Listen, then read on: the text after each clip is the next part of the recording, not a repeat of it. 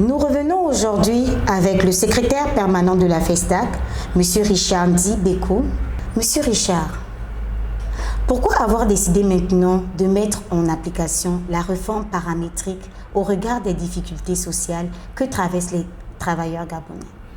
Merci mademoiselle Rita, toujours un plaisir d'édifier les populations, notamment gabonaises, sur les réformes en cours à la Caisse nationale de la sécurité sociale. Et heureux de vous retrouver, chers téléspectateurs, sur notre chaîne de médias panafricains. Alors, sur la question de savoir pourquoi maintenant que l'État gabonais, les autorités gabonaises ont décidé de mettre en place, en application, la réforme paramétrique, je dirais tout simplement pour une urgence. L'urgence, c'est que toutes les études depuis 2005 qui ont été menées à la demande évidemment de l'État gabonais, c'est que la dernière étude dit spécifiquement que ceci. Si d'ici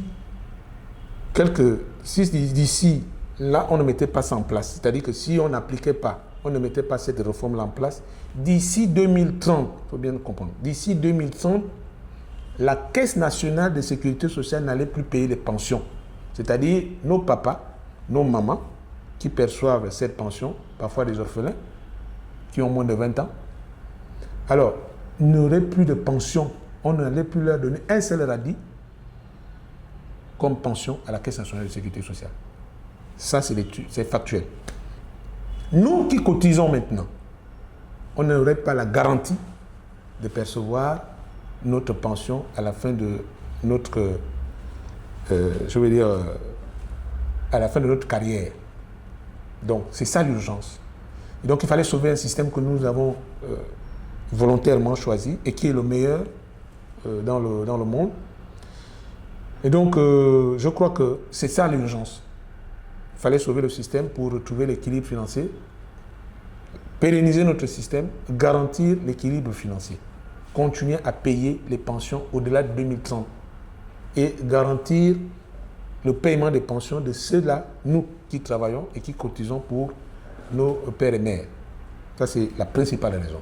Ensuite, vous avez dans les mêmes études, depuis 2005, il se trouve que la population des retraités aujourd'hui évolue, est plus importante que les travailleurs du moment. C'est-à-dire, nous qui travaillons, qui cotisons, on est devenus minoritaires par rapport à ceux qui perçoivent les pensions. Or, le système, c'est quoi? C'est que c'est nous qui payons, nous qui sommes en activité, qui payons pour ceux qui sont déjà retraités. Donc, ce déséquilibre-là, évidemment, entraîne le déficit au niveau des pensions. Il y a d'autres raisons telles que le système lui-même, en soi, il est généreux. Il est excessivement généreux par rapport aux autres pays. Alors, si vous prenez quelqu'un qui a un salaire au SMIC, vous avez 80 000, lui-même, à l'époque, quand c'était à 2,5, il cotisait 2 000. 2 000, s'il a une carrière, une bonne carrière, de 20 ans, il aurait respecté toutes les conditions. Ce monsieur aura cotisé à peu près 1 ou 2 millions, ses cotisations. C'est-à-dire ses propres cotisations associées aux cotisations que l'employeur reverse sur la branche des pensions. Il aurait cotisé à peu près 2 millions.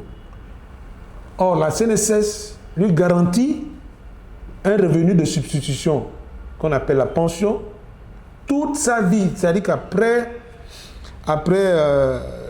son activité, c'est-à-dire que dès qu'il rentre à la retraite, il n'est plus en âge de travailler, il va donc bénéficier de sa pension jusqu'à la fin de sa vie. À peu près 20 ans. Si j'ai bonne mémoire, je crois que l'espérance de vie au Gabon dure près de 20 ans après l'âge de la retraite, qui était fixé à 55 ans. Aujourd'hui, je crois que nous sommes déjà à 60 ans. Donc, 20 ans, vous imaginez, le monsieur va vivre pendant 20 ans. On va lui verser une pension de 63 000 par mois. C'est-à-dire que la loi aussi dit au Gabon qu'on ne peut pas payer quelqu'un une pension en deçà de 63 000. Donc même s'il n'a pas atteint les 63 000, la CNSS a l'obligation de relever à 63 000. Vous comprenez que à un moment ou à un autre, on aurait effectivement eu des difficultés, et c'est ce qui est arrivé. Pendant les différentes études, enfin du moins les conclusions qui ont été arrêtées des différentes études successives, aucun gouvernement n'a eu le courage de prendre la décision de relever le taux de cotisation comme dans les autres pays où ça a marché. On prend l'exemple de la Côte d'Ivoire. Donc je crois que le sacrifice doit être fait, nonobstant les difficultés auxquelles sont confrontés les travailleurs gabonais. Si nous voulons garder l'esprit de solidarité, continuer à lutter contre la pauvreté à travers un système que nous avons volontairement choisi, qui est le meilleur, qui lutte contre, la pauvreté des ménages.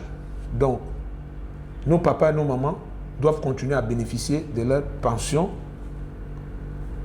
de l'effort, à partir de l'effort que nous avons accepté de faire à partir de janvier 2026. C'est de ça qu'il s'agit. Merci à M. Richard de nous avoir édifiés sur cette question. La voie sociale, une seule voie pour sensibiliser, éduquer, mobiliser pour la protection sociale dans les 18 pays membres.